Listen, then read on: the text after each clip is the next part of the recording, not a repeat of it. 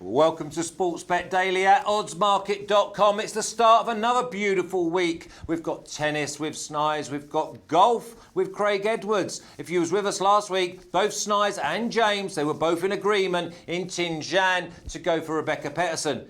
I said at the time, if they're both going for it, you don't want to miss the boat. Came in at 11, at 10, at 9 and at 8. So they're on the back of another wonderful week and they're in good profits. But I'm only joined by Snize today. James is having a well-deserved rest. He said that. I don't believe it was well-deserved at all. Snize, how are you, mate? I am doing great, thank you. Happy to be back here again. Obviously, talking tennis is the best that I know. And yeah, we got to just enjoy the season as long as it lasts. We're approaching the end now. And the big thing is on the back of another winner. How confident were you against Watson? Because Heather in the UK, she's known as an underachiever. So everyone would have been piling on in the final. Straight set, 6-4, 6-4. How confident were you prior? I was actually a little bit nervous to that match because, as you said, Heather Watson had been playing some amazing tennis throughout that tournament, some tennis we haven't seen from her in quite some time. She's been known as an underachiever, as really many Britons tend to be. There's just a lot of pressure playing for the flag, and some people just don't cope with it. And the way she came back, she saved match points versus Magdalena and just looked full of confidence and full of belief in herself. That's the best I've seen her play in quite some time. So it was a bit nerve-wracking. But Rebecca Pettersson, she's so solid. She's having a career year, moving into the top 50. Her second title now in a very short time. Both of them came in China, and she's just so solid. She was able to weather the Heather storm and come out with a straight sets win there. So very happy about that. Do you think she's the type of individual that you can keep on the right side of? A little bit like when you identified Bianca at the top of the year. Those who don't know who Bianca is, she's Andreescu. She was the one that Snize has been champion all season long. Went to the US Open, and Julie obliged at high figures. So you look and you think to Pettersson, can she break into like the top 20? I mean, I would say that the capacity is there, as with many players on the tour. I think she has the consistency to be a top 30 player. I don't think she has the overall ceiling yet to be a top 20, but if she keeps improving like she has this year, that's definitely within reach. Like her strength lies in her stability and her consistency, and that's two of the elements you need in order to be able to stay at a very high level. So she's going to be a mainstay at the higher levels, and yeah, I wouldn't put top 20 beyond her. Okay, before we go to the men's ATP in Stockholm, Sweden, just give us a little bit of an insight on how you got involved, whether you was a tennis lover prior, and what goes through the Snize repertoire to get the right results. So yeah, obviously I'm a bit of, well not obviously, but if you don't know me, I'm a bit of a sports fanatic. I've watched and played sports all of my life growing up. I was into tennis and football from a very young age. I've played both sports, and it's just always been a passion. I've always loved, being inspired by the best athletes, showing me the way in life that if you put in the hard work, you can reach wherever you want to go. And it's just been such an inspiration for me in my personal life when it pertains to everything. And tennis, I've watched and loved for most of my life. So a good 15 years watching, and it's just been a daily thing. As soon as I got adult, I started to look into betting as I wanted to get a little bit of extra income. And I figured I'd put my sports fanaticism and my knowledge to use. So my process is essentially built on watching a whole ton of tennis, and I know that a lot of people have success with doing some modeling. They use mathematical progressions to get their bets in, but I'm just more of a feel type of guy. It stems from watching a lot of tennis, knowing the ins and outs of the courts, the players, advanced breakdowns into their tendencies, strengths, weaknesses, surface preferences, and sometimes you can delve into the more obscure things like, this person had a breakup with their girlfriend and might be feeling a little bit dejected. So there's just a lot of things that all come together in the package before making a play. So yeah. And back in your own judgment, I always find that I've been around a hell of a lot of cappers who they have good judgment, but they don't pull the trigger. I mean, is that something that you've gone through and you thought to yourself, hang on a minute, I need to be 100% committed to what I'm actually thinking? Yeah, it's a process that I've been going through a lot of times actually, because that is often the most challenging part of betting when you feel that you've got such a good grasp on what's going to happen, and then maybe XYZ person said this, and then XYZ person said this. The line moves against you on a bet, and you feel a little less confident all of a sudden. And a lot of people can chicken out at that point, and then the classical hindsight analysis, you're like, oh, I knew it was going to happen. Why didn't I bet it? And I've certainly been through that phase, and I think a lot of players, bettors, have been through that phase before. And it's just, you have to back yourself. You have to believe in the hard work you put in every week, every day, and go about it that way. And I've backed myself on several occasions, as you probably have seen throughout the shows and articles here. If I have a player that I have outright, I spend a lot of hours every week breaking down all the tournaments and all the possible paths for each player to reach the final. And when I make an outright selection, I'm very confident in backing that player throughout and backing them in almost all of their individual matchups if the price is right. The most notable example would be when I not triple down, not even double down, triple down, quadruple down on Bianca Andreescu in the final against Serena Williams. I had 3 separate bets on her. So yeah, you have to be confident and be able to back that up in your process. Without the all the hard work that goes into it, what about the social side of Snize? Does he manage to get out of that bedroom and that swing chair, or is it just head down and you can enjoy the fruits of your labour at some other time? I mean, it's a bit of both, to be honest. I am a very outgoing person, and I love being out in nature. Photography is one of my big passions outside of sports. I usually go on photography scenery walks. It's very scenic here in Sweden where I live, close to the water. And so I usually go take philosophical walks. I like reading. I like going out with friends. I like playing tennis, playing football. So obviously I do have a life outside of this. But I also have the tendency, when there's good sports on, when there's good tennis on, I love to just, get everything else out of the way and just sit down, bunker myself up in the room, get the snacks, get the multiple screens up, and just watch sports all day. So I'm a bit of both. Okay, well, I take the photography and the walk-in to clear your mind. Now your mind's clear. Let's kick on. ATP Interim, Stockholm Open, Sweden. The men. We're going to start with your outright picks. And we've got Riley Opelka to win outright at 11. Yeah, so that's a bit of a bummer, actually, because he lost in the first round very unexpectedly there. All right, well, let's move on then. Just to go in. Let's move on then. Mikael Ymer to win outright at 34. Is he still in? He is still in. He hasn't played yet. So at least we haven't lost him. So yeah, just a little bit of background on this tournament. This is the oldest tournament at its level, ATP 250 indoors on the entire calendar. It's very prestigious. It's been partaken in by many of the legends of the game, like John McEnroe, Björn Borg, Arthur Ashe, Rod Laver, Boris Becker, Ivan Lendl, Roger Federer, just to name a few. It's been played since '69, and it's played indoors, pretty quick court there.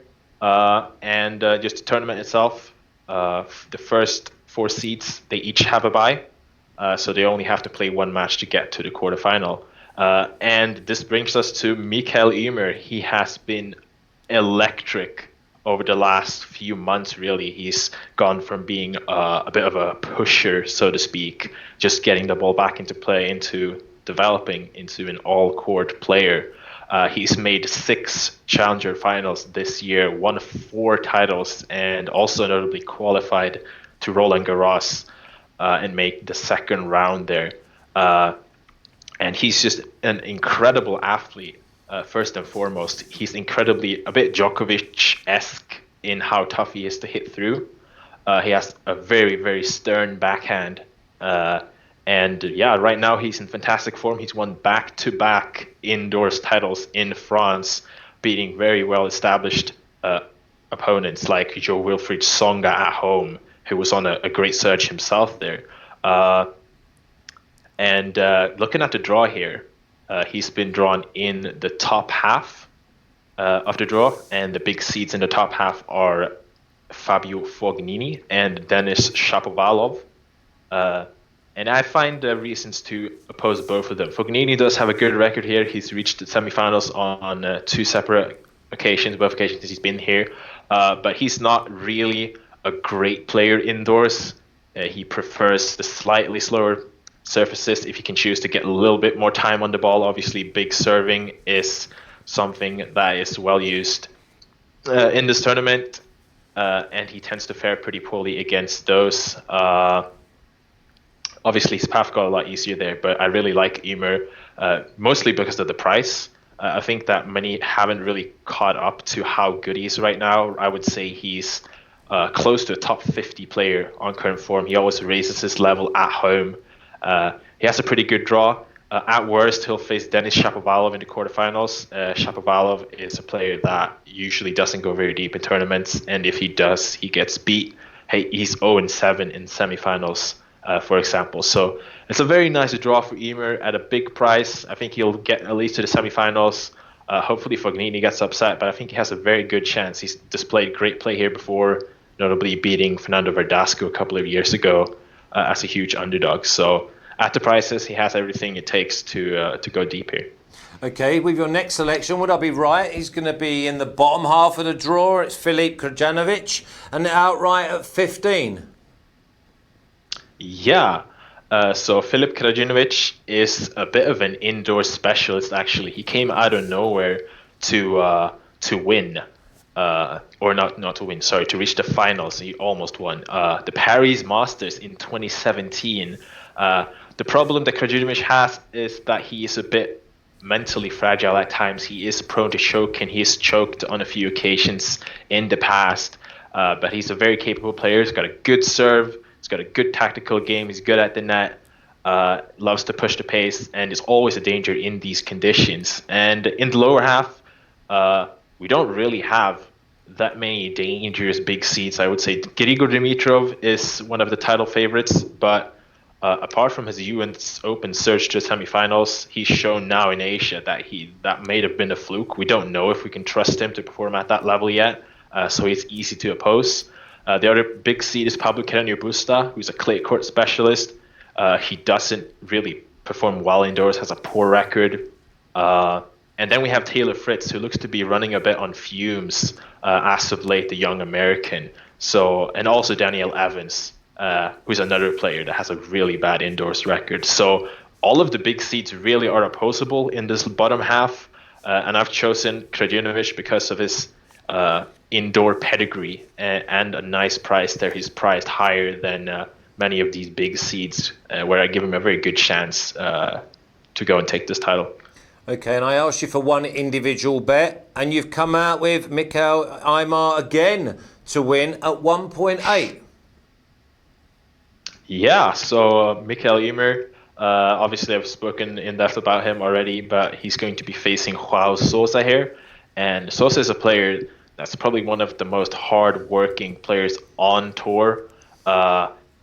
Rarely gives away points for free. The Portuguese 30-year-old is really the definition of a grinder. Usually he's had a lot of success on clay, but he's evolved in later years to be competitive on other surfaces. He notably made the last 16 at Wimbledon on grass this past summer, after upsetting Marin Cilic as a huge underdog and Daniel Evans as an underdog. So he can definitely be capable of performing well. He's been in great form over the last few months, made indoors semifinal in St. Petersburg, but he's dropped off a little bit since. And when it comes down to it, he's just a pretty limited player. Mikael Ymer is the player that I expect to be more talented than him. They're similarly ranked now. They're similar in strength. But I think that Ymer has a lot more upside. He has more weapons. He's obviously in scintillating form with back-to-back indoors titles, and he's also a player that performs well at home. So I just think that him just being made the marginal favorite here is a bit wrong. I think he should be the significant favorite on current form against Sosa with no real pronounced weapons. So I bet him to win here. Okay, let's move on. Let's move on to the females, where I would say most of your success has been this year. WTA Kremlin Cup in Russia. We're going to start off with a girl who jumped out at me as well. Don't think that I'm agreeing with you because I have any sort of knowledge. I just thought that Belinda Bencic to win outright at 9 was great value. So we move on to Russia now. And I'm just, by the way, so happy to be back in Europe. This Asian swing has been brutal on me, just sleep-wise. Anyway, so we're in Russia now. Kremlin.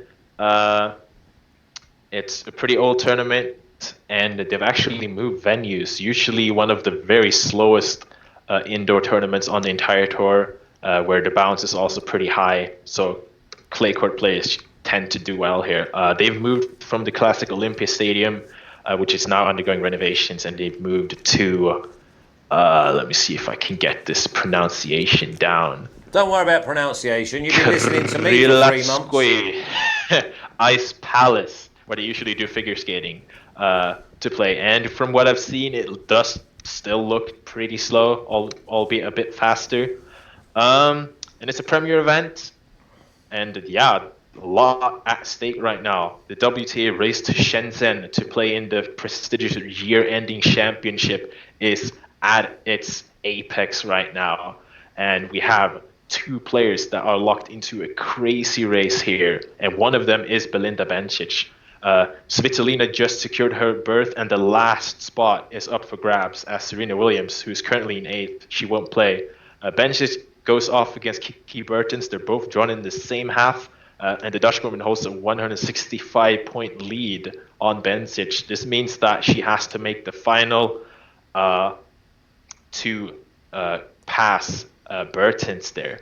And looking at the draw here, she's been drawn in the bottom half, and apart from the aforementioned Kiki Bertens, the big seeds are Anastasia Sevastova, who has had her fair share of injury troubles over the last few months here.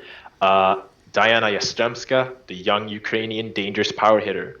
But Bencic has been one of the most consistent players on tour this year. She's world number 10 for a reason. She's known as a giant killer. She's taken down numerous really, really big players en route to the Dubai title. I think she took down 3 top 10 players in a row there. And generally, a counterpuncher who should be doing well in these conditions. She has notably made a couple of deep runs this season as only the Mississaugan Mammoth, which is Bianca Andreescu, by the way, was able to stop her from reaching a US Open final. And looking at the other seeds, I think that last week she lost in Linz in the first round. She was caught cold. She didn't look motivated. I think right now she's been hammered into the situation she's in. She has to go to the final to be able to qualify for the year-ending championship. And I think she'll be coming in fully locked in, fully focused. And I just simply think she's the best player out of those in the bottom half. And in the tournament as a whole, Aselina Svitolina has already qualified. And thus has no real incentive to waste her energy here. So Bencic at 9 is a very good price, and I think she can win this tournament. Okay, so what was your thinking around Karolina Muchova to win outright at 15 then?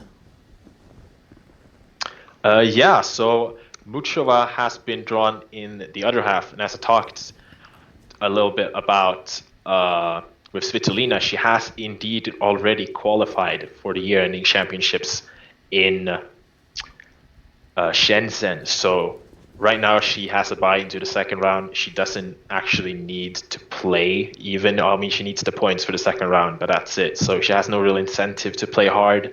But apart from that, her draw is difficult, and I think she's very opposable. Ons Jabeur, she could probably face in the second round. That's the finalist from Moscow last year. So it's a very, very tough first assignment.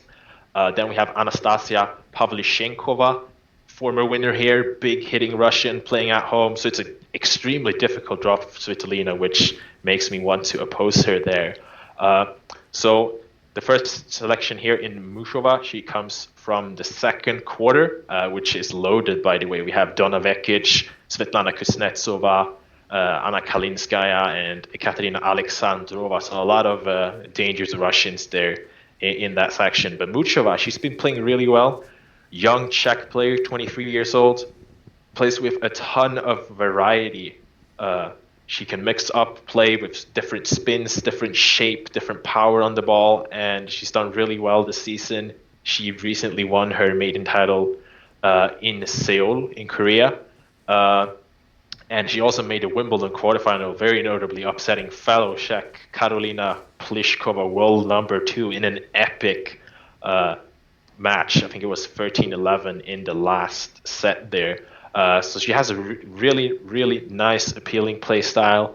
And in a section of the draw, which is kind of open, where Svitolina is very opposable, and with the other players, namely Vekic and Alexandrova, have lost a bit of steam as of late. I think that she can emerge there. I think to keep in mind this late in the season is the players' motivation levels and fitness, which plays a huge part. I would have gone with Alexandrova normally in this section, but she looked to be running out of fumes. She was struggling with her lower back last week in Linz, and these kind of things does play in. So I think that Muchova, she's reasonably fresh at this part of the year.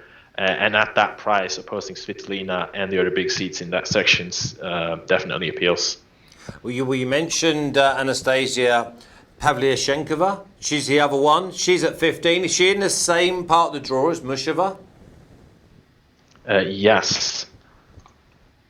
So, as I said there, Svitolina is really the big seed we're looking to oppose here.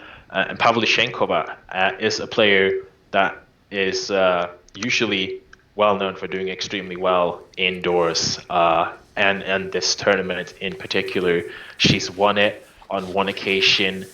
She has reached the final on another occasion, and she's gone to the quarterfinals on a few more occasions. So she usually plays really well here at home, and it's a big, big danger with her big hitting in indoor conditions. I think she played pretty well last week in Linz, although she should have won against Victoria Kuzmova there. But overall, played really well. So I was impressed with that. And again, looking at the first draw here, she's going to be facing Maria Sakkari. She's coming back from a wrist injury. So she, even though she's a big seed, she has almost no experience indoors. She's actually, I think, 0-5 indoors on May level. So very, very opposable there. Ayla Tolmijanovic is an inconsistent power hitter, so who I think she can beat. And then there would be Svitolina if she isn't already upset.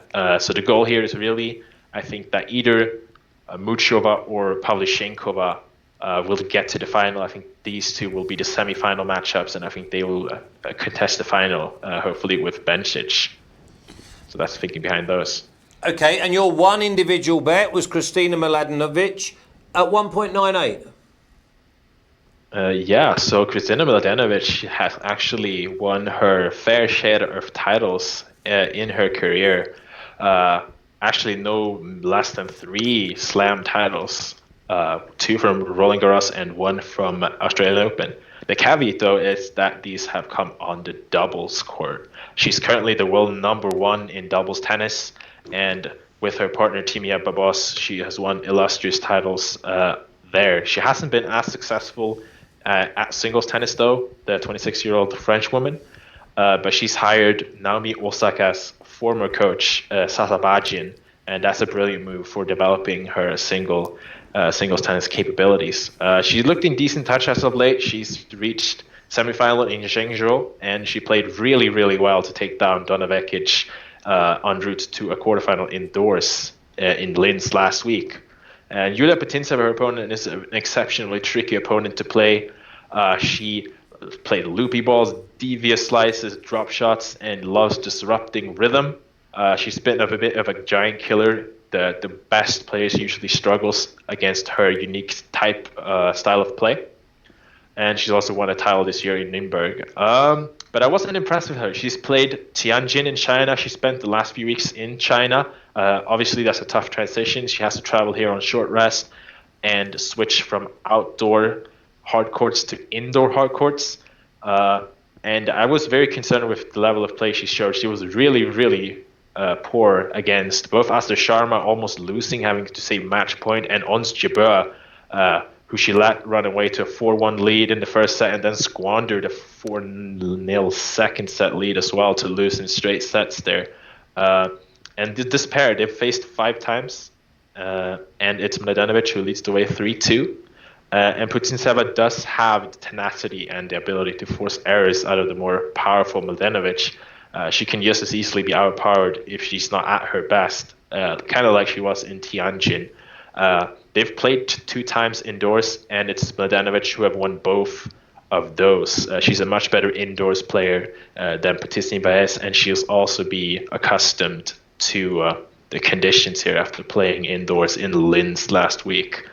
So I saw her as an underdog, and I think that she's just been playing a little bit better than Putintseva, and add surface advantage and the customization advantage in Mladenovic's favor playing indoors. And I think that at an underdog price, we have to buy it here. Okay, let's hope you get off to a great start. So Bencic for me, but be careful, be aware of Pavlyuchenkova, because at 15 she looks like she obviously home turf, or not even turf, but obviously on home court, that she looks like she could be a main danger. Snize, top man, keep up the good work, enjoy your walk, don't forget your camera, and I'll look forward to seeing you soon, mate. Thanks for having me, mate. Take care, guys. You're more than welcome. Take care, Snize. So that's golf in Stockholm sorted out. That's the golf in Russia sorted out. We're going to stay in Europe now. I've got Craig Edwards with the golf. It's the Golf Open de France at Golf de National, home of the Ryder Cup last time out. Victorious Europeans. Tough course this, even tougher when the weather conditions are bad. Craig, what's the weather going to be like? Pretty poor, Flash. We're looking at the only really calm day is going to be Sunday. So I think the players are going to have to keep themselves just out of trouble best they can and hope they've got a chance on Sunday. It looks like they're going to have a severe test this week in Paris. Good, we like that. I prefer them to have a good test. I tell you what I don't like. The Houston Open last week, the wind blows. I thought the golf was an absolute nonsense from those players. Anyone who hit the front, they then there wasn't a winner amongst them for me. And I nearly said to you last week, whenever the wind blows in the Houston Open, back in the day, my man was Chad Campbell. So when I'm watching and Chad starts coming up with a run, I'm like, no, please. Do not do this to me, because he was my go-to man when the wind blew. I thought it was a very poor tournament, to be fair. I saw, I had a couple of small wagers on Patrick Rogers. 5 under through the first 2 rounds. Opens up, double bogey, par, bogey, birdie on round 3 on Saturday. And that's the end of that. Yeah, it was a weird week. I mean, I think they had some bad weather in round 2 in Houston, and I think that affected our man, Austin Cook. He had the worst of the draw second day, but he that's just an excuse, really. At the end of the day, he got off to an 8 under start. So, like you say, Flash, it was a bit of madness, and in a way, it was kind of. I was expecting someone like Chad Campbell to come and win, someone that's experienced, keeping the ball low. And I had similar thoughts, to be honest. He's a guy that I used to follow a lot, and he's been so out of form, but he does have a streak of class. Yeah. And I thought the same thing when I saw him coming onto the leaderboard. Yeah, I mean, I love that. I love it when you don't pick a golfer and you used to have him, and it's almost like shank, miss, duff. And it's just as much value as be a great shot, because it's easier to cheer them on to have bad shots. The one thing I'm going to take out of it, I don't really like hassling and cussing on golfers. Peter Malnati, for me, he's too dramatic. Hit the front on about 7 different occasions over the 4 days. And for me, the job's just too big for him. He's just too fidgety. Yeah, it looks a bit too much for him. I mean, I think he won a tour about 2 or 3 seasons ago. Yeah, one 2 of his years first ago. tournaments. 2017. Yeah, and he won that 500 to 1. And to be fair, he's run like a 500 to 1 shot most of the time since. And then, like you say, last week he had every opportunity, and he looked like he's just a boy playing with men. Really, he didn't.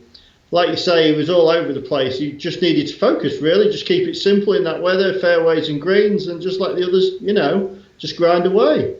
Yeah, I mean, he was always on the move, putting. He was always an excuse. He's so amateur. It just frustrated me because I look back and his only win. I think he backed into that win because I think there was like maybe 2 shots between about 14 players, and he came out with a 1-shot lead. So I'm always worried about them players that don't actually just go and go clear and pick up the winner's check. Okay, let's start with Le Golf National.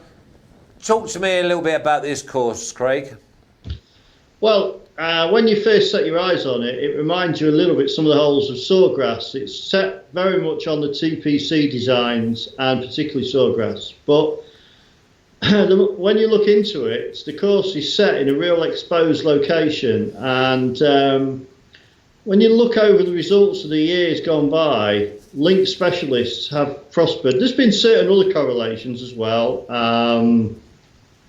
But I like the links one, and you've got Graham McDowell won it back-to-back years, and you had before that you had Nick Faldo and Sevi won it a lot of the times, and they are links exponents.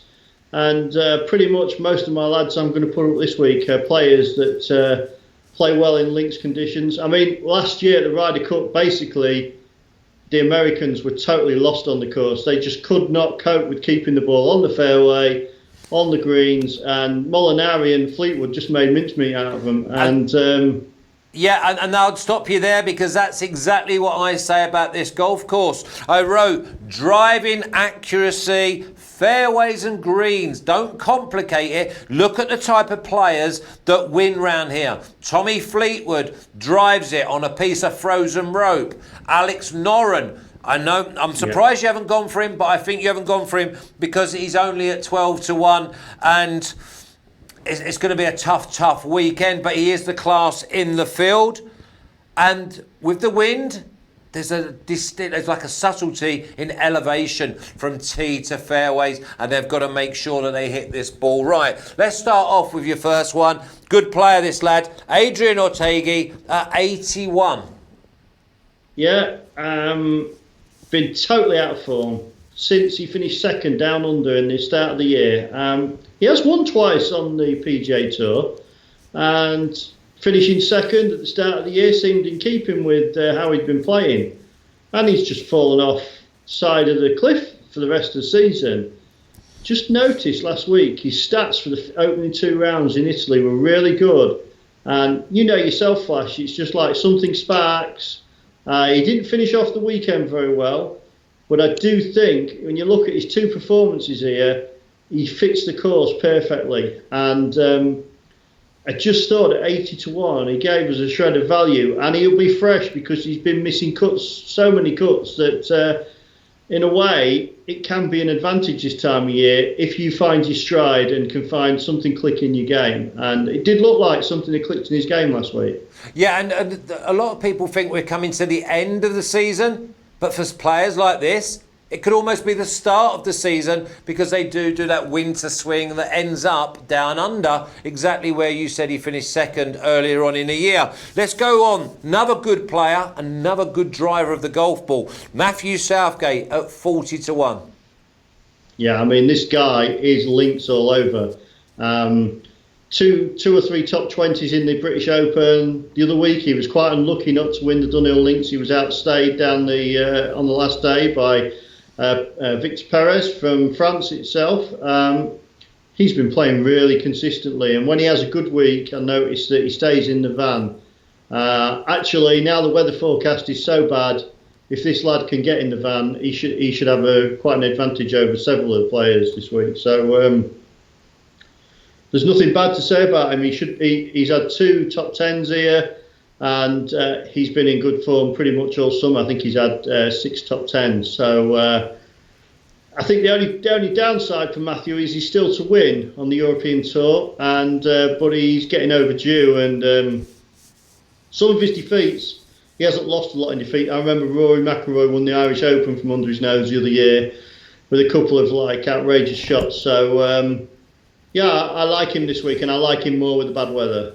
Yeah, I think 40-1. I think that's great value. Normally, you're going to get around a quarter or a fifth of the odds. So that's 8-1 a place. Normally around the top 8. You know that he's got proper credentials for this type of golf course and the weather as well.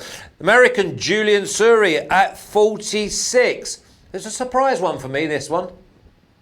Yeah, it's an absolute similar pick, and the correlation that I've picked Otiega from.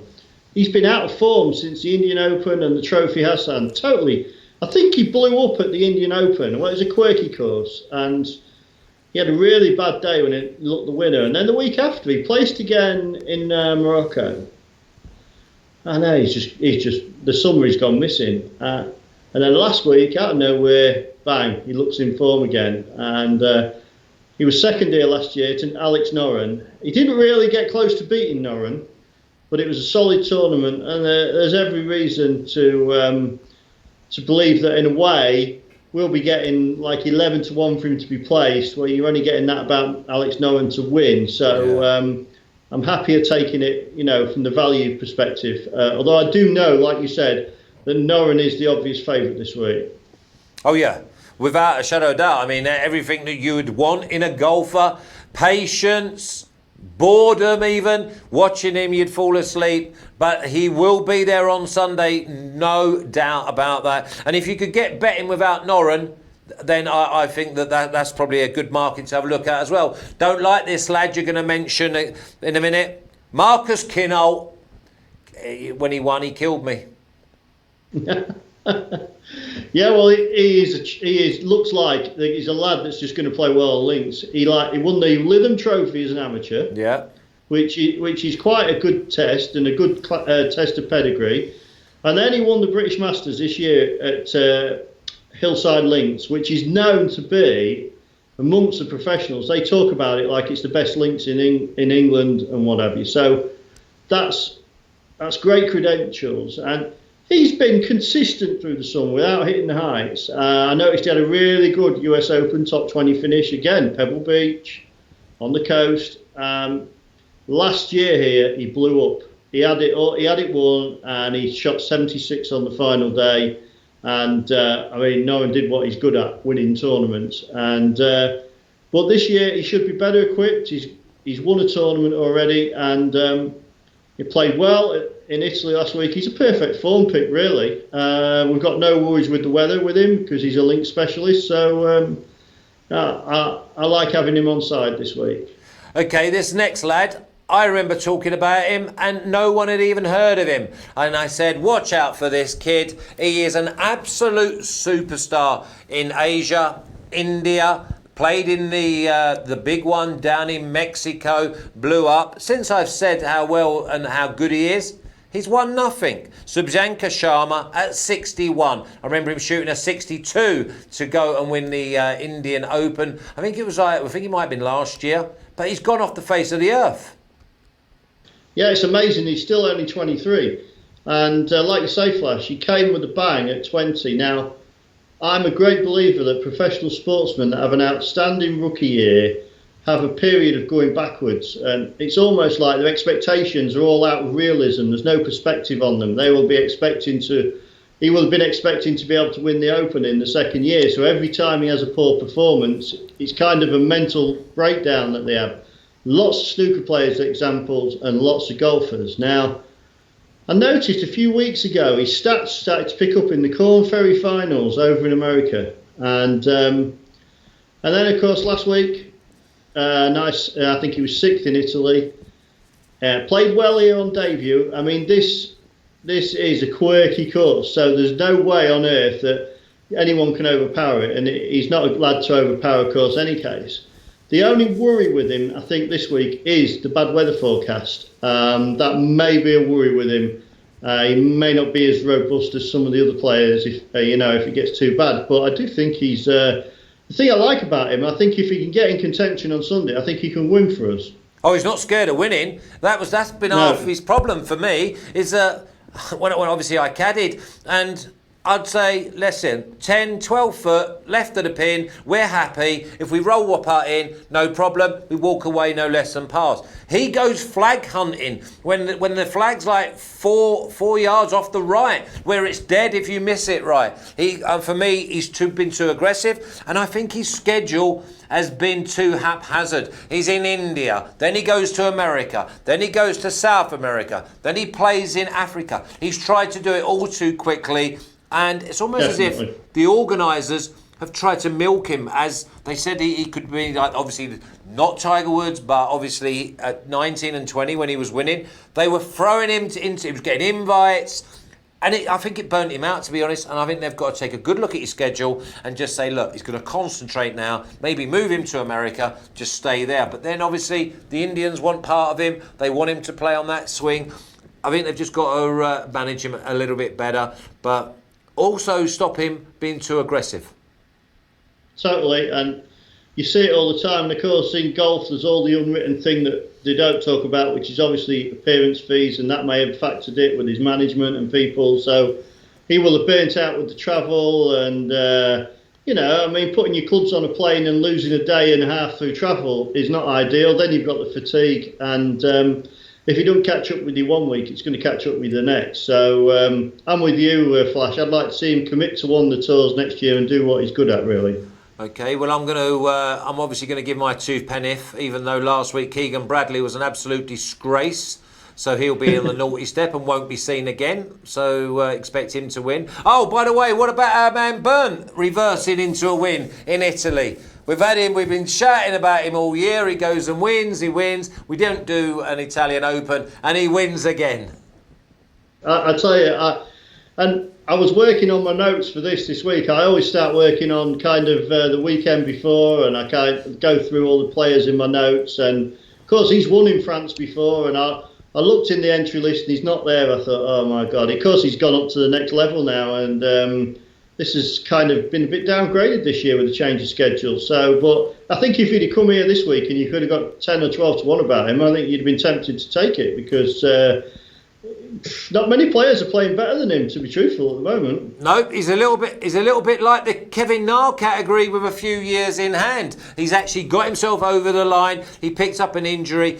All of a sudden, he's overtaken the other lads like Peters, the boys that they thought were going to come through, Lindegaard. But he is your man now. He is your man, and he will be contending in majors next year. I still think that he's a little bit too aggressive, but the way that he's doing it, if it comes off, he wins. I'm going for Noren, and I'm having Matthew Southgate all over. I'm having Matthew Southgate in this tournament in these conditions. Yeah, definitely. I think, like you say, I'm 100% behind you on both of them. I just didn't go for Noren because of the price, and I preferred to pay him a few each way selections. But Noren is the class player. He played so well in the Dunhill Links 2 weeks ago, and like the players I've picked this week, they've been out of form, so they've got every reason to be hungry at this time of year. And like you said, Flash, they've got to get something going now. Yeah, they certainly have. Tour School just round the corner. Caddied in Tour School. Should see them. They're like that on the first tee. I can imagine. Honestly, some of them are finished before the 9th. And I look at them and think, what were you even doing here in the first place? Because 80% of this game is mental and 20% is physical. So, listen, I'm really looking forward to this competition. Great layout. Let's hope the wind blows an absolute hoolie and Matthew Southgate gets the job done at 40 to 1. Cheers, Craig. Thanks, Flash. Hey, thanks for having me. Absolute pleasure, as always. We could talk all day. I think the camera just gets in the way, mate. It does, definitely. So that's Craig Edwards talking golf. Don't forget, he does the snooker as well. And we'll be moving into the snooker season very, very shortly. Monday night football tonight, Green Bay versus Detroit Lions. Detroit Lions coming off of a bye. Still fancy the NFC boys to get the job done. My NFC boys are Green Bay, the Saints, and of course the Eagles. Go Packers tonight. Join myself, Jimmy, Sports Keg CEO, and the rest of the gang. I fancy it's Green Bay all the way. Let's hope Jimmy's on and with me. See you soon.